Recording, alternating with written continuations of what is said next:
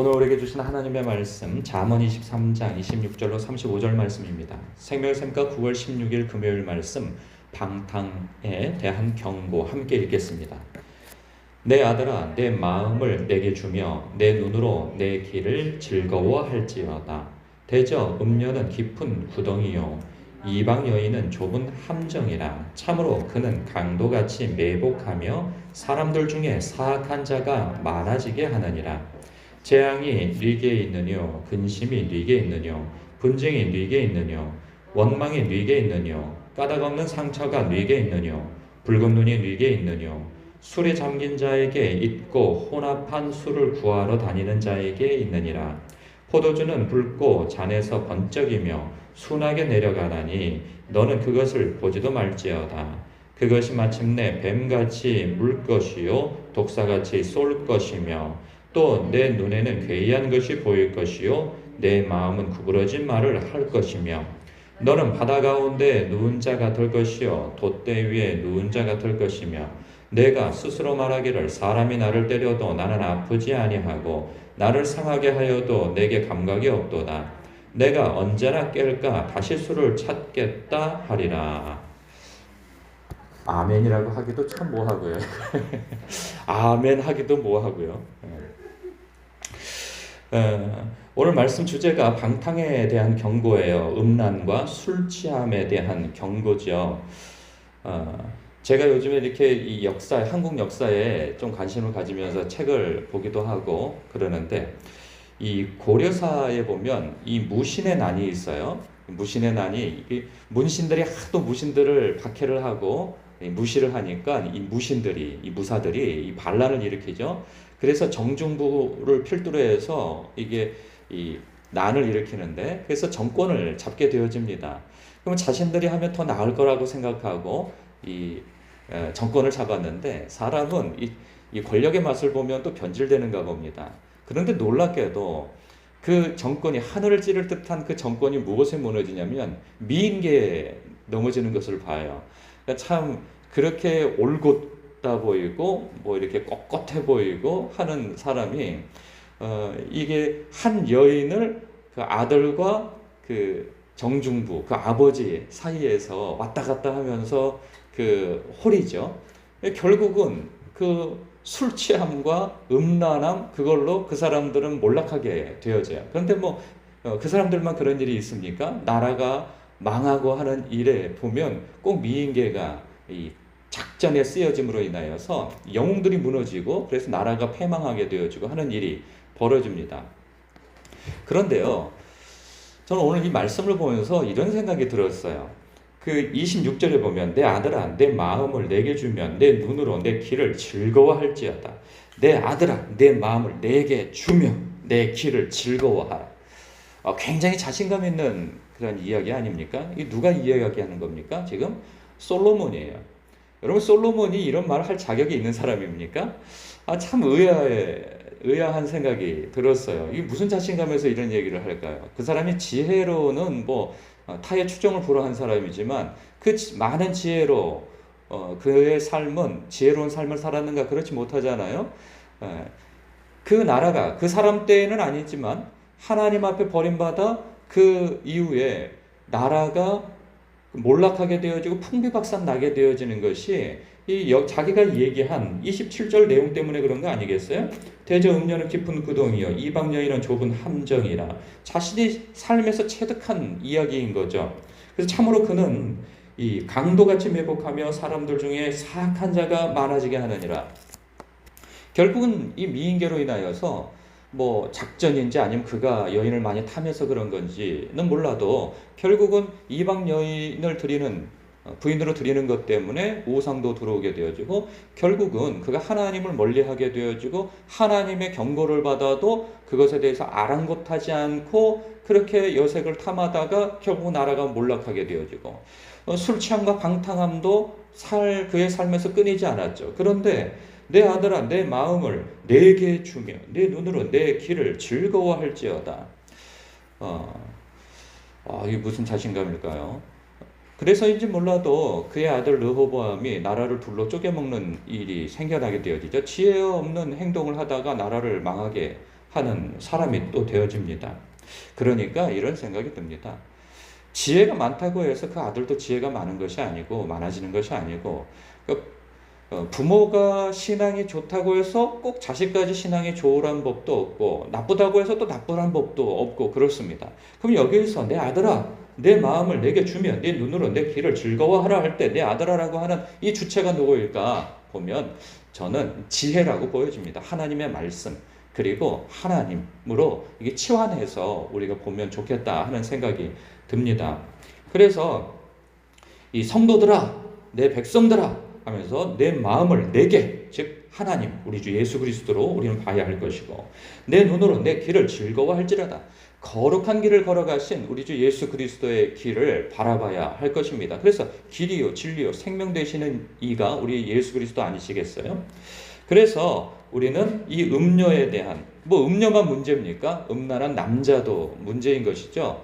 그래서 배우자 외에 다른 이성에 눈을 돌리거나 하는 그러한 일들에 있어서 우리의 마음을 내어주는 일이 없어야 할 것입니다. 그리고 29절부터 보면 이것은 술 취함에 대한 이야기를 해주고 있어요. 그러니까 30절과 31절의 내용을 보면 술에 잠긴 자에게 나타나는 현상이 29절, 22절, 32절, 33절, 34절, 35절이죠. 그래서 술에 잠긴 자에게 있고 혼합한 술을 구하러 다니는 자에게 있다. 무엇이? 이러한 여러 가지 증상들이 좋지 않은 증상들이. 그리고 31절 포도주는 붉고 잔에서 번쩍이며 순하게 내려가느니 너는 그것을 보지도 말지어다. 왜? 29절 같은 일들이 생겨나니까 재앙이 네게 있느냐. 그렇죠. 취한 상태에서 내린 결정 때문에 파멸을 당하는 일들이 얼마나 많고 불이익을 당하는 일들이 얼마나 많습니까? 근심이 네게 있느냐. 술 취할 때 한 행동 때문에 깨이고 난 다음에 근심이 일어나잖아요. 그거 수습하려고 하니까. 분쟁이 네게 있느냐. 술 먹은 사람 늘 싸움질을 합니다. 바깥에서 싸움질을 하든지 안에서 싸움질을 하든지 아주 바람잘 날이 없습니다. 까닭 없는 상처가 네게 있느냐? 예, 어디서 다친지도 몰라요. 술 취한 사람들은. 붉은 눈이 네게 있느냐? 술 취하면 눈이 붉어집니다. 32절 그것이 마침내 뱀같이 물 것이요 독사같이 쏠 것이라. 33절 또 내 눈에는 괴이한 것이 보일 것이요 내 마음은 구부러진 말을 할 것이라. 이 술이 주는 폐악이 그렇죠. 환각을 자꾸 하지 않은 말을 했다고 그러고 거기에 집착하고 막 그래요. 그리고 이런 환청들이 막 들리고 심하면 환각이죠. 이게 어떤 헛것이 보이고 막 그런 일들이 벌어지죠. 이 구부러진 말들을 해댑니다. 술 취한 사람 상대하기가 제일 힘든 것이 무엇이냐면 횡설수설하는 거예요. 했던 말 또 하고 그러다가 또 막 욕설을 퍼붓고 그 정말 상대하기가 너무 힘들어요. 너무 힘들어. 그래서 제가 전화를 받으려 치면은 이게 처음에는 제가 이렇게 막 1시간이고 2시간이고 전화를 받아주다가 나중에는 도저히 못 견디겠더라고요. 그래서 빨리 용건만 말씀하세요 하고 술 취한 걸 알면은 이제 빨리 끊고 이제 정신 멀쩡할 때 이야기를 나누려고 하죠. 저번에 그런 것도 경험했는데 술 취한 사람이 있잖아요. 술 알코올 중독에 있는 그러한 사람도 자신이 술 취했을 때 그렇게 횡설수설하고 욕설을 하고 했던 말 또 하고 하는 사람인데 자기 정신이 멀쩡할 때는 또 자기처럼 술 취한 사람을 못 견뎌 하더라고요. 참 그것도 재미난 모습이었습니다. 그리고 34절 보니까 너는 바다 가운데 누운 자 같을 것이요 돛대 위에 누운 자 같을 것이며 그냥 마냥 편안하죠. 그러니까 사람이 술 취한 사람도 길바닥에서 그냥 잠을 자고 어디든지 잠을 자고 이 깨인 정신에서는 절대 하지 않을 행동들을 그렇게 하죠. 그러니까 편안함을 느끼는 거예요. 어디서든지. 35절 내가 스스로 말하기를 사람이 나를 때려도 나는 아프지 아니하고 나를 상하게 하여도 내게 감각이 없도다. 내가 언제나 깰까 다시 술을 찾겠다. 이걸 또 즐기는 거예요. 마저도 안 아프고 이런 거죠. 마음도 안 상하고 그러니까 이것이 계속 유혹되는 거예요. 이런 사람들이 어떤 사람들이냐면 이게 내성적인 사람들이 많이 그러더라고요. 아니 술이 안 취해 있을 때 그렇게 사람이 좋아요. 막 유순하고 막 그렇단 말이에요. 근데 술 먹었다 하면은 이 사람이 완전 다른 인격체로 돌변해가지고 행동을 하는 것을 봐요. 막 용기가 생기는 거죠. 그러면 술에 안 취했을 때 그 사람은 유순한 게 아니에요. 실상은. 그러니까 그 안에 꼭꼭 누르고 있던 것들이 술 취하고 난 다음에 터져 나오는 것이지 없던 것이 나오는 것이 아니라 말이죠. 그래서 자신의 그 감추어진 그러한 이 상자가 확 열려 터져 나온 것처럼 그렇게 터져 나오죠. 그러니까 이 부끄러움을 당하고 멀쩡한 정신 속에서 수습하려니까 또 이게 감당이 안 되니까 다시 술 취할 것을 바라는 이 사람의 모습을 봅니다. 우리랑은 좀 생소한 모습들이죠. 저나 여러분들이나 음란에 빠져서 헤어나오지 못하는 일이 있는 것도 아니고 술 취함 때문에 이 방탕한 삶을 영위해 나가는 것도 아니죠. 그런데 우리는 나는 이러한 삶과 상관이 없어 라고 이렇게 관심을 안 가질 일이 아니고, 우리 그리스도인들은 나는 최소한 저런 죄는 짓지 않아 라고 스스로 안심하고 있을 일이 아니고 그 다음이 중요한 것이죠. 그렇다고 한다면 성령 충만을 받으라 라고 하는 요구가 우리에게 있는 것입니다. 나는 저 사람처럼 저렇게 술 취하지 않아 라고 이야기할 수는 있고 손가락질을 할 수 있고 판단을 할 수 있지만 되돌아봐서 나는 그렇다면 무엇에 취해 있는 사람인가? 나는 저 사람처럼 술에 취해 있지 않다면, 성도라고 한다면, 그리스도인이라고 한다면 성령 충만함으로 우리는 이 반대죠. 술 취하지 말고 성령 충만을 받으라 함에 우리는 있어야 하는데 정말 그러한가 스스로를 돌아봐야 하는 것이죠. 이 말씀을 보면서 아이고 어떤 사람이 지금 이렇게 살고 있지, 어떤 사람이 이렇게 술 취하고 있지, 어떤 사람이 이렇게 불륜을 저지르고 있지, 이런 것에 관심 가지라는 것이 아닌 거죠. 나는 정말 이렇게 거룩한 삶, 경건한 삶을 주님 안에서 살고 있는가를 돌아봐야 할 문제예요. 그러면 우리는 성령 충만함을 어떻게 살 것인가, 이게 문제인 거죠.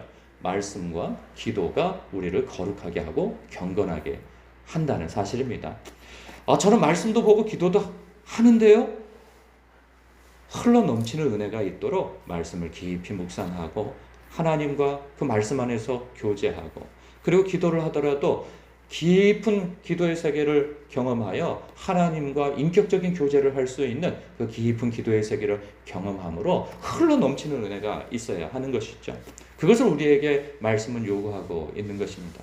오늘도 기도하는 이 자리에서 하나님의 음성을 경험하시고 붙잡은 말씀 하나로 주님과 소통하고 교제함으로 인하여서 하나님의 그러한 세미한 음성을 듣고 격려받고 길을 제시받는 하늘의 지혜를 얻고, 그리고 하늘로부터 말미암는 그러한 이 충만함을 얻어 오늘을 사는 여러분 되시길 주님의 이름으로 축복합니다. 기도하겠습니다.